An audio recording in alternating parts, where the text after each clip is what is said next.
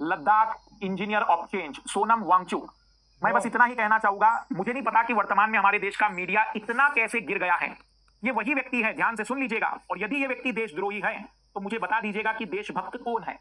इनके द्वारा भारतीय सैनिकों के लिए कम तापमान में सुरक्षित और बेहतर चीजें बनाने का एक बेहतर इनोवेशन किया गया। लद्दाख में सेकमोल संस्थान बनाई गई, जिससे कि उन विद्यार्थियों को पढ़ने का मौका मिला जो वास्तविक शिक्षा तंत्र से फेल घोषित किए गए थे। इन्होंने लद्दाख के लद्दाख को जलवायु परिवर्तन से बचाने और वहां पानी की समस्या को हल करने के लिए कई कदम उठाए। दुनिया भर में इन्हें पर्यावरणीय बेहतर संरक्षक के रूप में कई पुरस्कारों से सम्मानित किया गया है। दुनिया की छोड़िए, भारत सरकार ने इन्हें कई जगह सम्मानित किया है।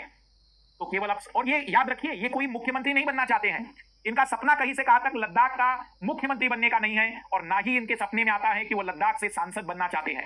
ये बस लद्दाख के लोगों की मांग उठा रहे हैं, या तो वो 6वीं अनुसूची में शामिल की जाए या फिर उसे पूर्ण राज्य का दर्जा दिया जाए। और जब वह इस मांग को लेकर लंबे समय तक अहिंसक शब्द पर गौर करिएगा, अहिंसक तरीके से आगे बढ़ रहे हैं, तब हमारे देश का नंबर 1 मीडिया इन्हें देशद्रोही कह रहा है। मैं ओपनली कह सकता हूं कि नंबर 1 मीडिया बस इतना ध्यान से सुन ले कि आज ना सही, लेकिन इतिहास में जब भी कहानियां पढ़ी जाएगी तो इस समय के नंबर 1 मीडिया के लोग और इस समय का नंबर 1 मीडिया सबसे बड़ा देशद्रोही डिक्लेयर किया जाएगा, और उसका खामियाजा आने वाले समय में जनता का इनके प्रति पूर्ण अविश्वास दिख जाएगा। पिछले कुछ समय से आप देखेंगे कि नंबर 1 मीडिया जिस तरीके से जहां भी पहुंच रहा है वहां जनता उसका बहिष्कार कर रही है। ये आने वाले समय में अपना पूरा रोजगार खो देंगे, क्योंकि इनका रोजगार इनकी खबरों पर आधारित है और खबरें अब इनकी कोई देखेगा नहीं।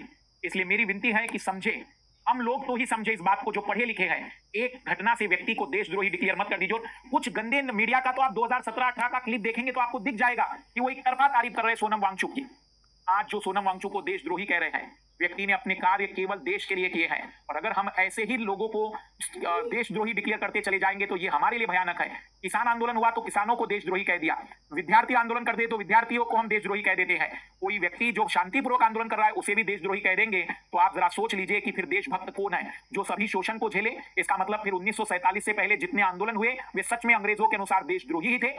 इस समय जो व्यक्ति उन्हें देशद्रोही कह रहा है, इन लोगों में और अंग्रेजों की मानसिकता में 1% का भी डिफरेंस नहीं है, फिर वो नंबर 1 मीडिया हो या कोई भी व्यक्ति हो।